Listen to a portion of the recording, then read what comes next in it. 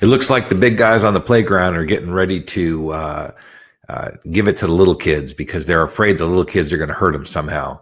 Here's what we have going on right now. This just happened today. The Supreme Court of the United States announced that internet entrepreneurs have to start collecting sales tax from every buyer, regardless of where they exist, anywhere in the United States. Now, this is not new. This has been happening. Amazon and other companies started collecting sales tax.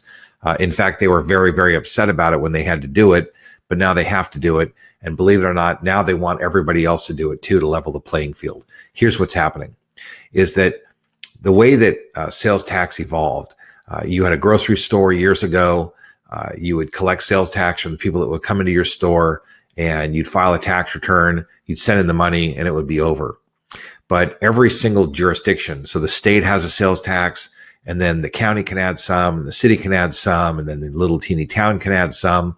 So you might have thousands of different jurisdictions. In fact, there's estimated to be about 12,000 jurisdictions in the United States.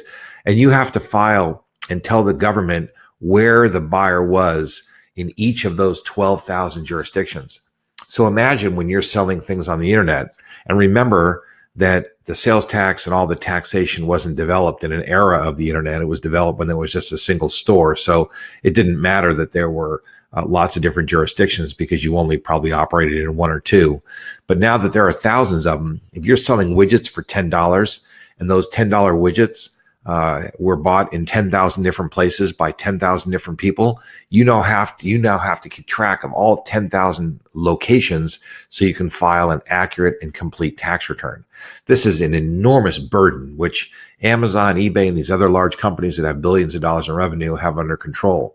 But now it's being imposed on entrepreneurial companies. Very, very damaging to the entrepreneurial community. And when little companies are damaged, it's bad for the whole economy. Ultimately, it's even bad for big companies. And here's why.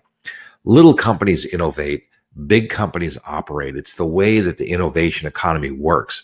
So little companies come up with ideas, they create things, they're highly innovative, they don't have a lot of legacy, they're not restricted in a lot of ways, either by ideas or by overhead. Big companies then come in, they buy those ideas, they buy those companies.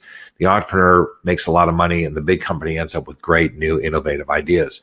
When you smash entrepreneurial companies by burdening them with unnecessary regulation and compliance, it's very, very difficult for them to be successful. So the bottom line is this.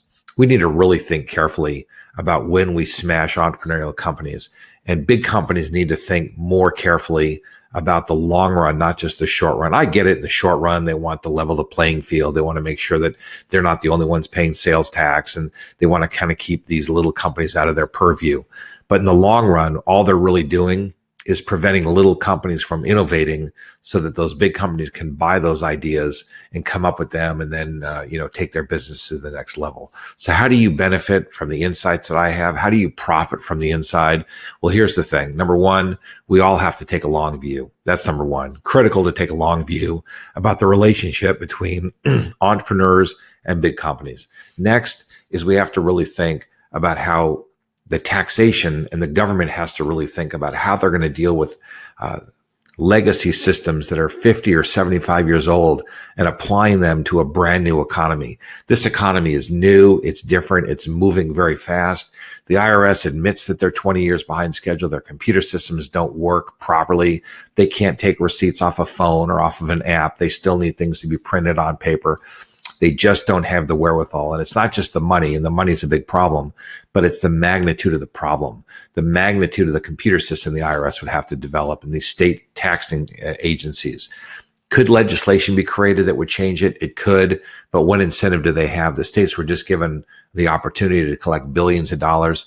They don't have a lot of incentive either to think about the impact on small companies. So let's be smart about this. Let's take a long view. Let's not damage the entrepreneurial economy. We don't want to put extra complicated burdens on big companies either, but we also need to create some balance, because the ecostructure, the ecosystem in our society requires that big companies and little companies work together.